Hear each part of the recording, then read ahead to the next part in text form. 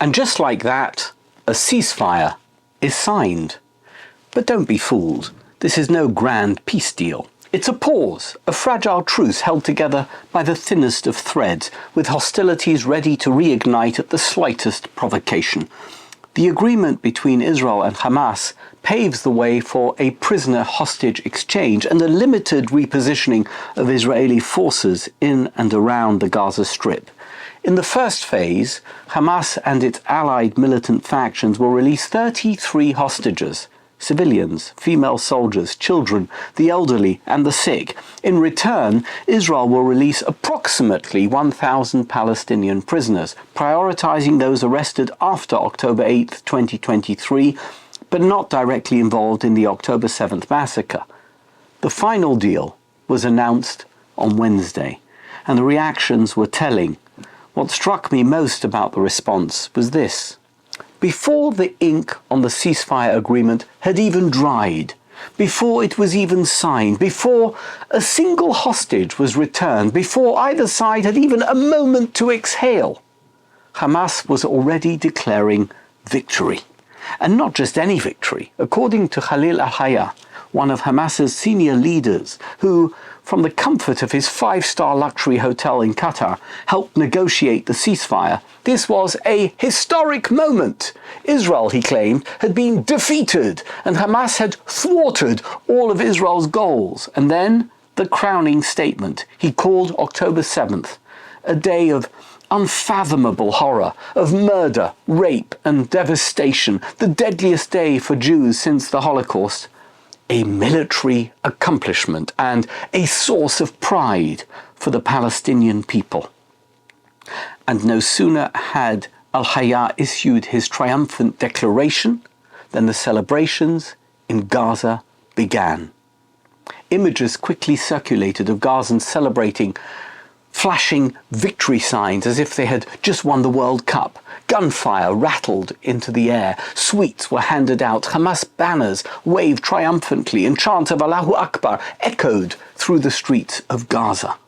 Elated men shouted, "We are the men of Mohammed Deif," a reference to the elusive Hamas military chief, mastermind of the October 7th massacre, who was assassinated by Israel during the war. And they said, "Hail the Al-Qassam Brigade, Hamas's armed wing."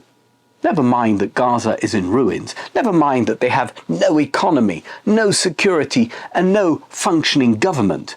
Never mind that they live at the mercy of whichever evil warlord holds the biggest gun this week. To them, somehow, this is a victory. Some might look at this reaction, Palestinian defiance in the face of devastation, and see incredible resilience. How is it possible, after so much suffering, that the Palestinians can still claim victory? Surely these people are unbreakable.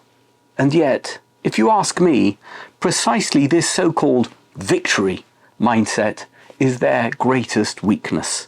Hamas and every Palestinian movement before them for over a century have somehow convinced themselves that they never lose. No matter how catastrophic their situation becomes, they tell themselves they are winning as long as they keep fighting. They see this defiance as their superpower, but in reality, it is their curse, their Achilles heel. It is why, after nearly 8 decades of Israel's existence, they still have no state, no real control over their lives, and no future beyond endless war and unbearable suffering. And if you think about it, we've seen this kind of delusional bravado before at the dawn of Jewish history. This week in synagogues across the world, we begin reading the book of Exodus, the epic story of the Israelites' enslavement in Egypt, their miraculous redemption, and the downfall of the mighty Egyptian Pharaoh. Remarkably, Pharaoh was the original never surrender guy. He endured devastating plague after devastating plague, but still refused to yield. The entire country's water supply turned to blood. No surrender. Frogs, lice, wild beasts, disease, locusts, and darkness. Still, no surrender. And even after the final, most horrifying plague, the death of every Egyptian firstborn, when Pharaoh finally appeared to relent, he almost immediately regretted it and led his army in a desperate chase after the Israelites. Why? Because Pharaoh, like Hamas, and like the Palestinian leadership for the past century, believed that refusing to admit defeat was his greatest strength. And how did that work out for him?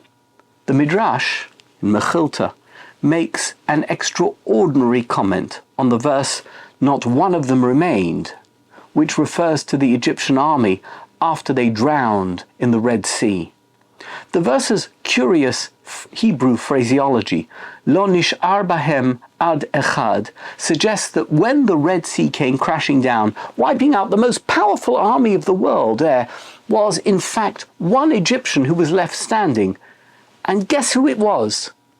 It was Pharaoh himself. His entire army had been obliterated. His state-of-the-art war chariots lay shattered like broken toys, strewn among the lifeless bodies of his soldiers, and he was left utterly alone, defeated, humiliated, and stripped of everything. Some say he drowned himself in despair. Others say he wandered off and eventually became the king of Nineveh, where in the story of Jonah, he finally learned his lesson, immediately repenting at the first warning. Either way, the image is striking. Pharaoh standing alone on the shore, watching as the remnants of his once mighty army washed up as lifeless corpses around him. The chariots that once symbolized his military dominance now lay around him, shattered and useless. If only he had admitted reality earlier. If only he had understood that his so-called strength, namely his stubborn refusal to surrender, was in fact his ultimate downfall. And now, here we are, thousands of years later, watching Hamas make the exact same mistake. They refuse to surrender, so they keep losing.